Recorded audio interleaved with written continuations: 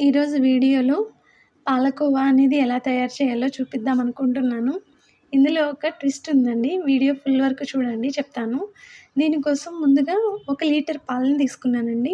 నేను దానికి ఇంగ్రీడియెంట్స్ ఎక్కువ అవసరం లేదు మనకి. పాలు, షుగర్ అలాగే ఇలాచీ పౌడర్ అనమాట. ముందుగా ఒక పెద్ద కుక్కరే తీసుకోండి. చిన్నదైతే ఎక్కువ మరుగుతూ, పొంగుతూ ఉంటాయి కాబట్టి పొంగిపోతాయి. ఒక పెద్ద కుక్కర్‌లో లీటర్ పాలను తీసుకొని మనం బాగా మరిగించాలనమాట. ఫస్టు హైలో పెట్టి ఒక పొంగు రానివ్వండి.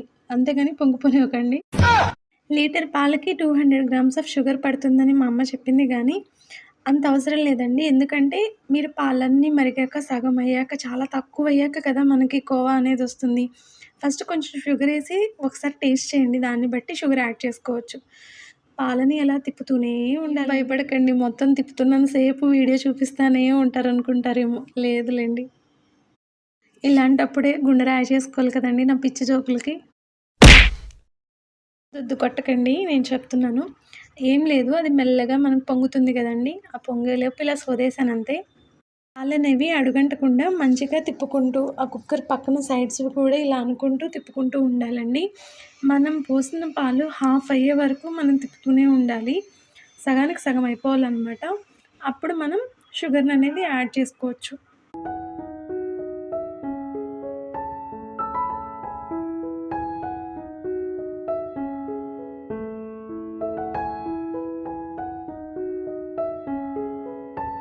A few moments later. Litre పాలు అలా అన్నీ అవ్వాలండి. మనకు అంత తక్కువైపోవాలి.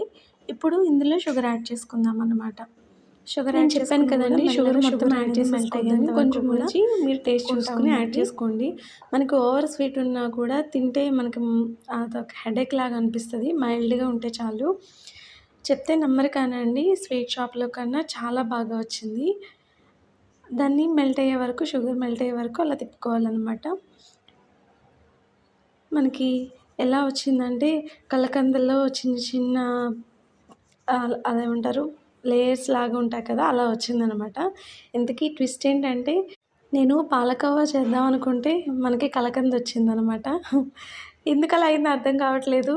కాకపోతే పాలకోవా అలాగే కంటిన్యూయస్‌గా తిప్పుతూనే ఉన్నాను. కానీ కలకందలాగా అయింది. పీసెస్ కట్ చేస్తుంటే ఎలా అంటే రావట్లేదనమాట పీస్‌లాగా. బాల్ చుట్టడానికి కూడా అవ్వట్లేదు. ఇంకా సరేలే, మనకి టెక్స్చర్ ఎలా ఉంటే ఏంటి, టేస్ట్ ఇంపార్టెంట్ కదా అని ఇంకా స్పూన్ వేసుకొని తినేసామనమాట.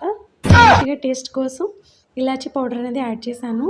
స్టవ్ ఆఫ్ చేసేసాక కూడా అండి, చల్లారే వరకు కూడా మనం అలా తిప్పుకుంటూ ఉండాలి.